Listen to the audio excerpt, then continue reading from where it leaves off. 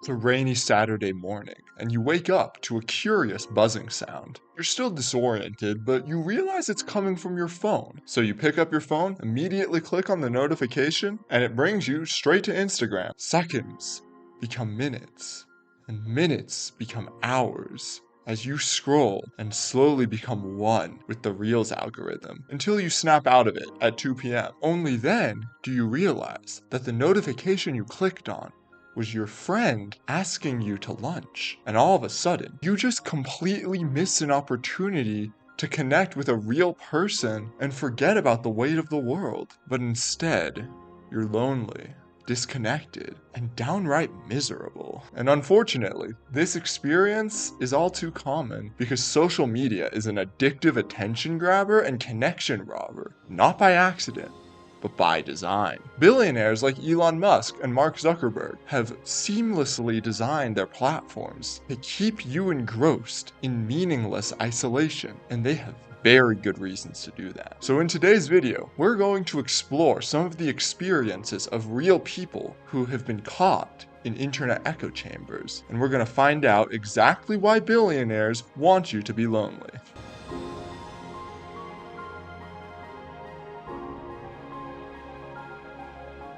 But before we explore the internet, we have to understand how we got here in the first place. In other words, what did people do in their free time before the internet? Wait, what did people do in their free time before the internet?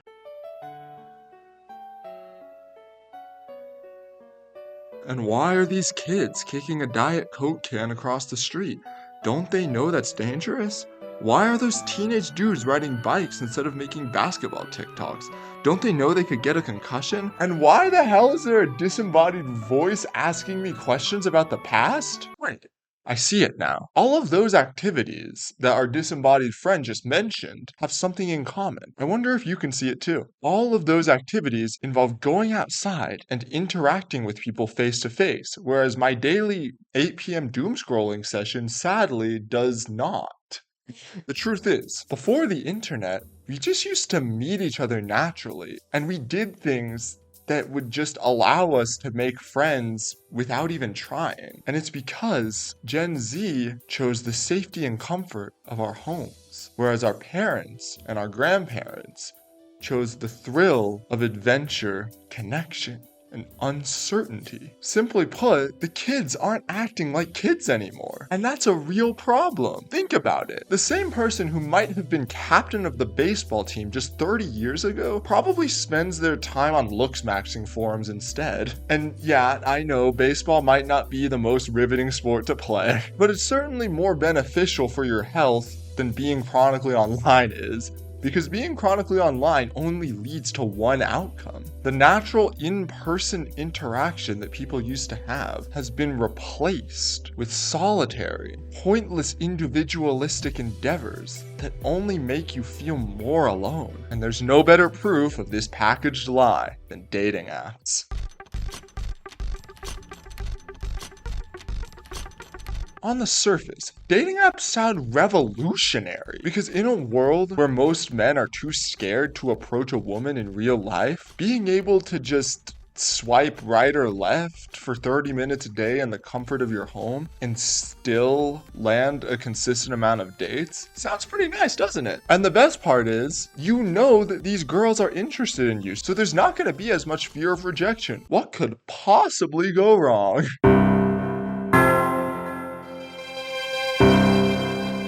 Well, to understand that, we're going to have to look at the average person's experience on one of these dating apps. The thing is, though, I've never personally used dating apps.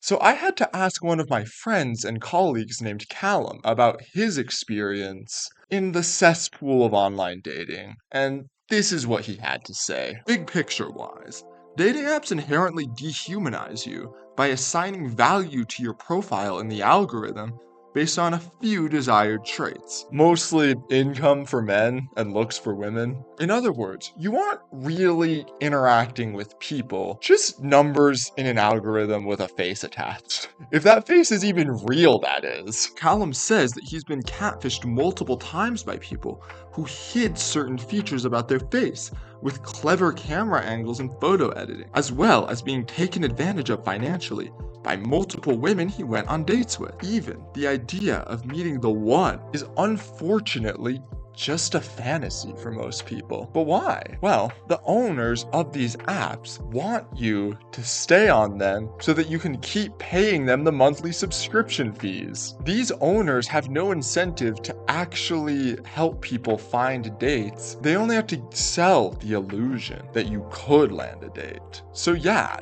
dating apps are inherently predatory because the money that you pay, the $29.99 a month for Tinder Gold or whatever crazy price, goes directly into those owners' pockets. So dating apps are really just another commercialized scam. The worst part about them is, for many people, dating apps feel like the only option to find love precisely because of what I mentioned earlier. We're all too scared to go out in real life and talk to people. It just feels way easier, way safer, but there's no thrill, no adventure, no meaning. Also, side note, most dating app users are men, so if you're a guy and you're thinking, oh, my dating life sucks, I may as well just go on one of these apps and see how it goes, it's not very likely that you're gonna get a match. It's like a 75-25 ratio on most apps. Don't even bother. But the reason why this 3-to-1 ratio of men to women on dating apps is so bad is because it promotes fierce competition among men, whereas the women just have their pick, basically. I'm sure you've heard the quote, dating for women is like shopping, dating for men is like a job interview, and that's not by accident. In fact, the reason that these kinds of quotes exist is because of red pill dating influencers infiltrating the market and selling the idea that if you just work harder, you just deserve a girlfriend or you deserve to hook up with whoever you want. And honestly, the infiltration is quite clever.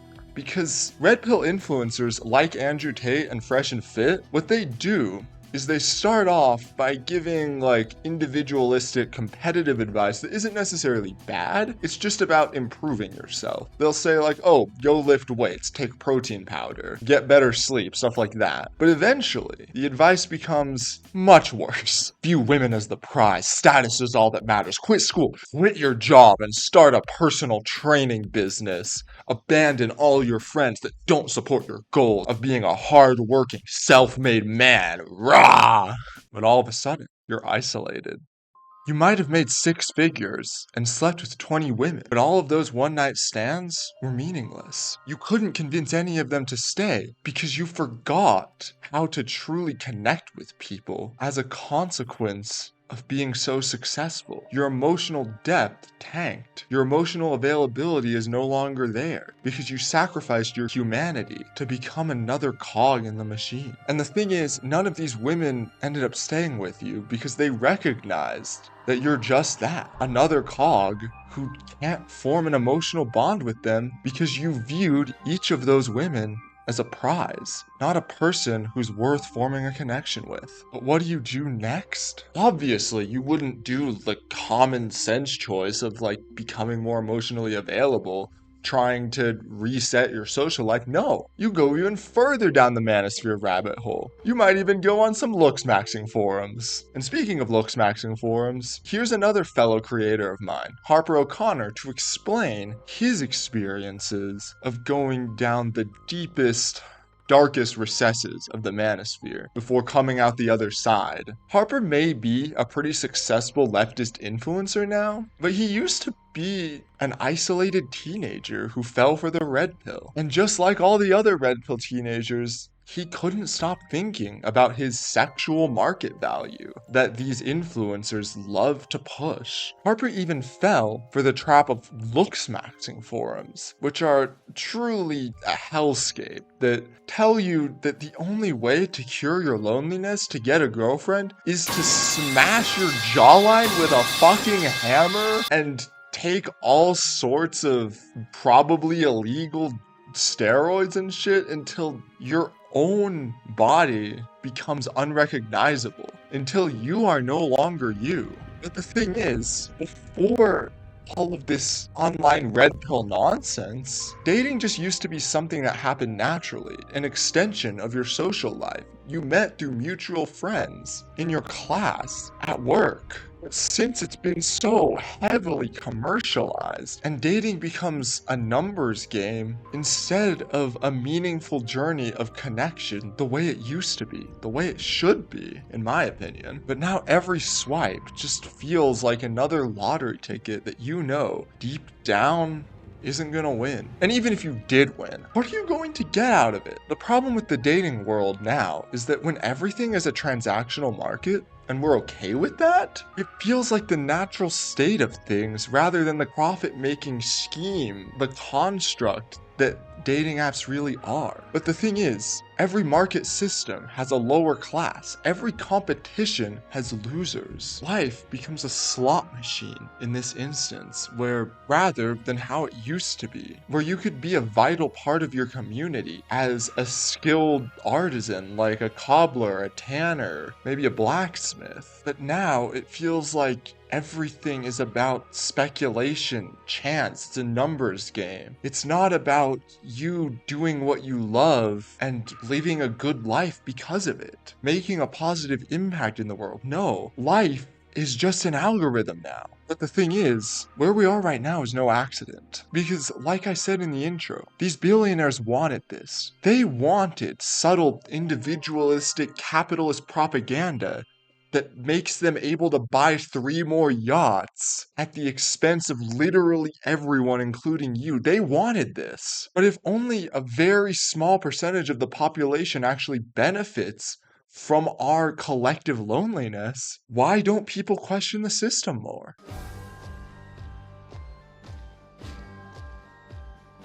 The answer I've come to find is pretty easily explainable by the fact that so many people these days are addicted to gambling. People are addicted to gambling because they think that there's a chance they'll win. And whenever someone from a relatively lower socioeconomic status does win the lottery, does become one of those self-made billionaires, their story spreads like wildfire. They become an inspiration.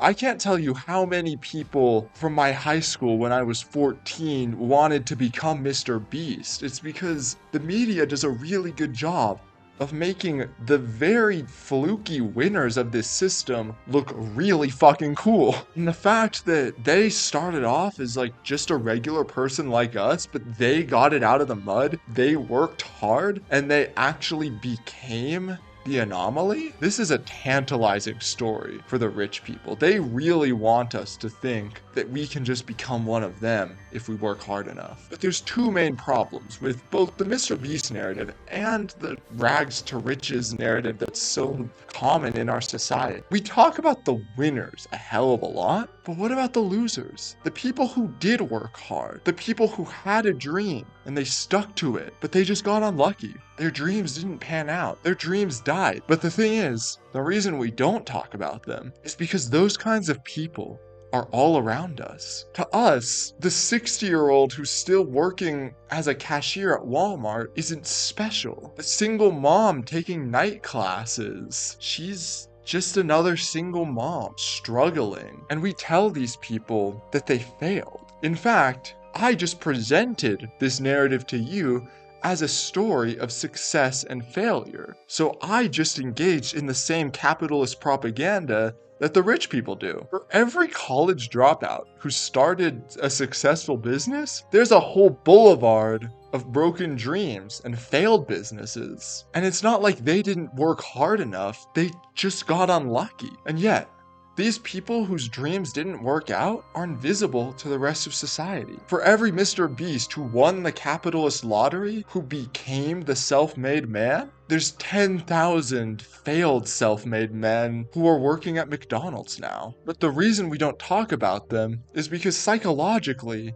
the promise of the reward for being the next Mr. Beast, for being the next Patrick Bet David, the next Steve Jobs, it's just way more tantalizing, way more appetizing to us than considering the risk involved. But the other problem with this narrative is a little more subtle. It lies in the conditions that these people who are invisible are subjected to. Let's put it into perspective. If you're a working class American these days, you probably have to work at least 2 close to minimum wage jobs because you probably don't have a great resume. You might not have a college degree. You have to live in like a tiny apartment with 2 to 3 roommates because of course it's more profitable to pay employers the bare minimum so that they're subjected to these conditions and to withhold empty housing from people who actually needed it rather than fucking pay them what they're worth. And also, working class Americans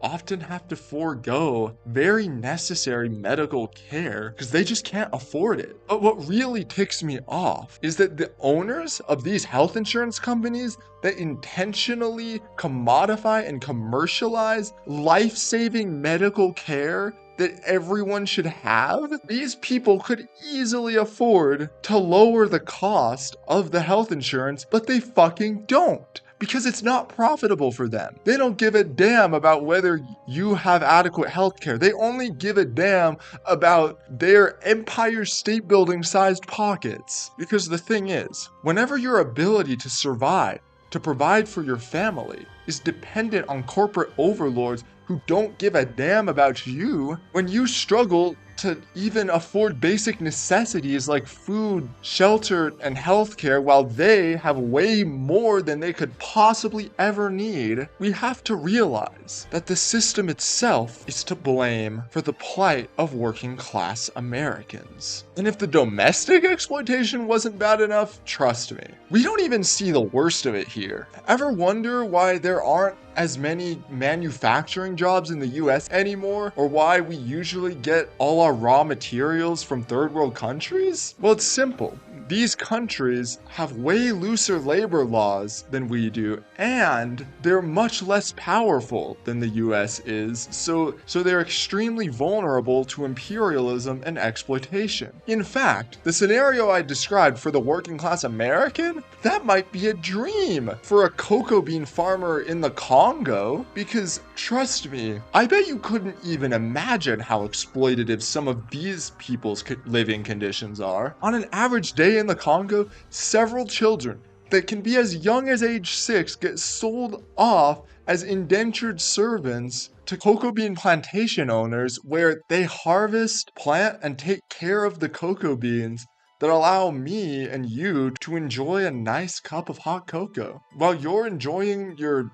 Hershey bar or your Snickers, you don't consider that your delicious treat was made possible by the blood, sweat, and tears of African children who have no say in the terrible working conditions they have. Most of them don't even get paid until they're 18, and then they can finally start their own plot and maybe sharecrop a little bit of money so they can afford like a rinky-dink shed or something to live in. And yet influencers like Patrick Bet David will try to defend a system that not only condones but promotes child labor. You heard that right. Child labor may have been outlawed in the US over 100 years ago, but by no means do the wealthiest corporations in the world not use it anymore. They just found a different way to get away with it. And the reason we don't see this is, despite the fact that we have the internet now, we should be able to chat with any person in the entire world, provided we have a common way of understanding each other's language. We are more isolated and blind to the suffering of our fellow humans than we ever were before. The fact that I can even make this video is proof of that, because the microchips in my HP laptop that I'm using to record this video, the plastic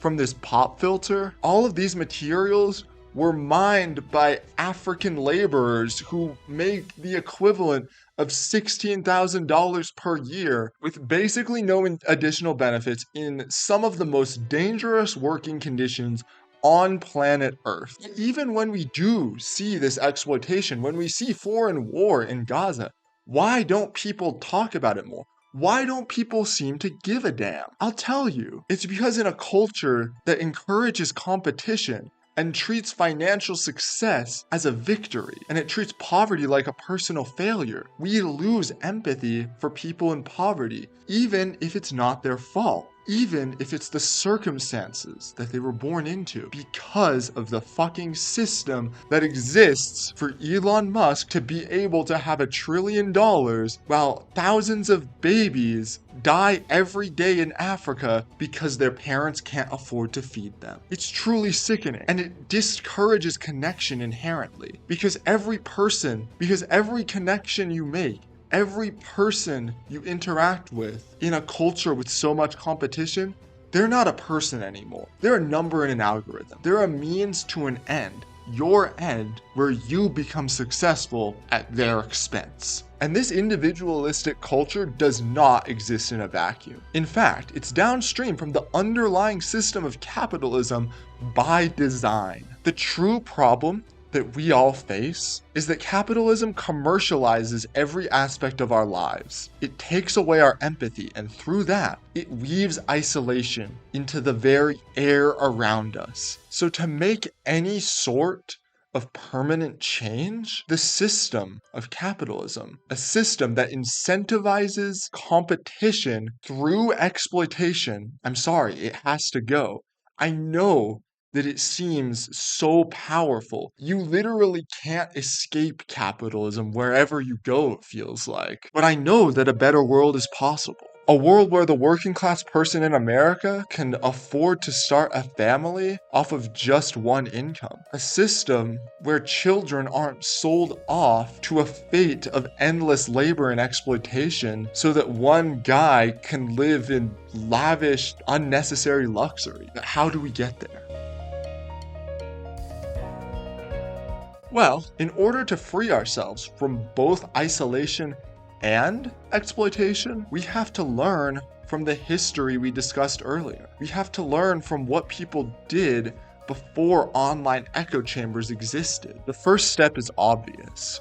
We have to learn to reconnect with the world around us and with the people in our communities, because radical systemic change cannot happen when everyone is so isolated. So the first and easiest solution is just to spend more time outside. It's a small change, but really all you have to do is try going on a walk without having earbuds in. Play some pickup basketball at your local park, or even just sit on a park bench and chat with a friend. I promise you, the psychology will tell you that the more time you spend outside, the more time you spend socializing, the less stressed you'll feel, the more you'll improve your mood. Trust me, it works. The next step to breaking out of the capitalist machine is through informal community organizing, where you can just participate in local community events. It could look like doing volunteer work through community service organizations. I'll link some of my favorite ones in the description below, by the way. You could go to local protests for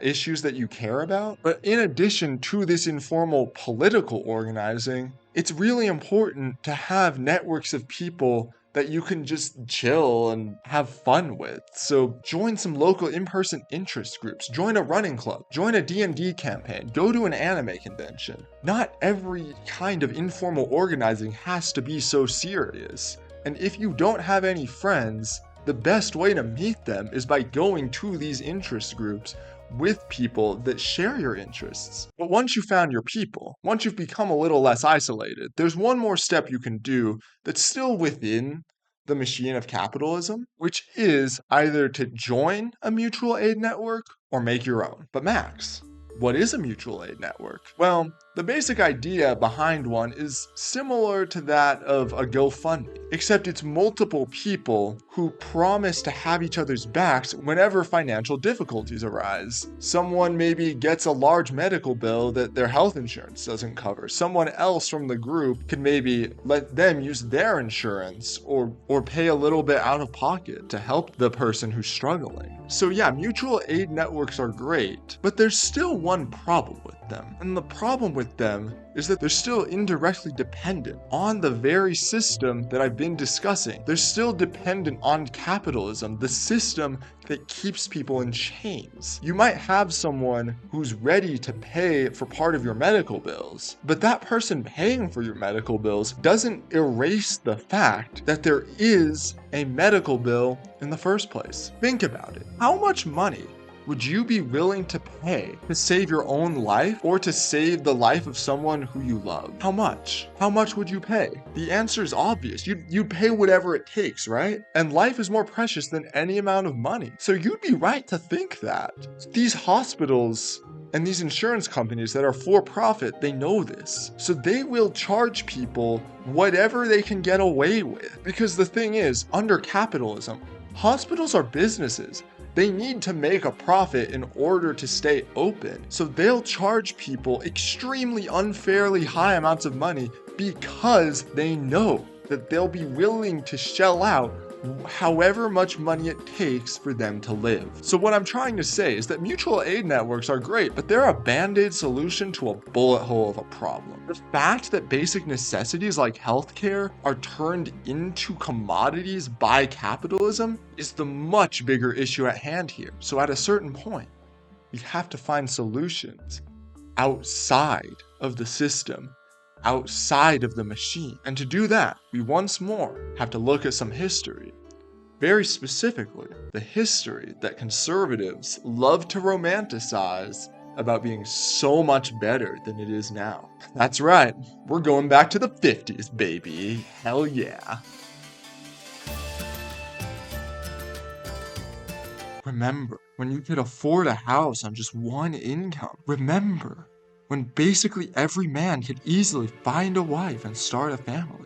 Remember when we valued motherhood and traditional gender roles? If it's not obvious, I don't remember shit, because I'm from Gen Z. I don't have a damn second of first-hand experience living in the 1950s, but that's okay, because we still have access to history. If there's one thing that conservatives are right about, it's that relative to era, the living standards for the average American were better in the 1950s than they are now. But the thing is, the conservatives are right for the wrong reasons. They think it's because there's no feminism. Women didn't have access to abortion yet.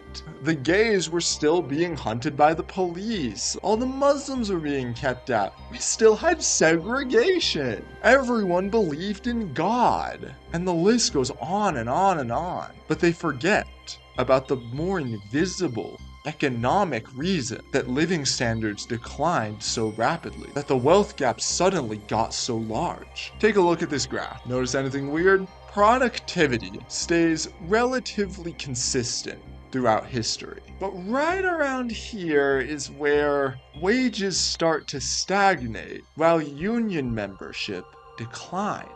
Now the question becomes, what exactly does the decline of union membership and wage stagnation have to do with the whole debunking the traditional values argument that conservatives are trying to return to? And it's really simple. We've been talking about it this entire video. The more powerful, the more wealthy, the more influential that rich capitalists become, the more commercialized every aspect of our life becomes. Right now, there's very few unions in the US that have any kind of leverage at all. So as a result, corporate power goes basically unchecked at your expense. And now the solution is quite obvious.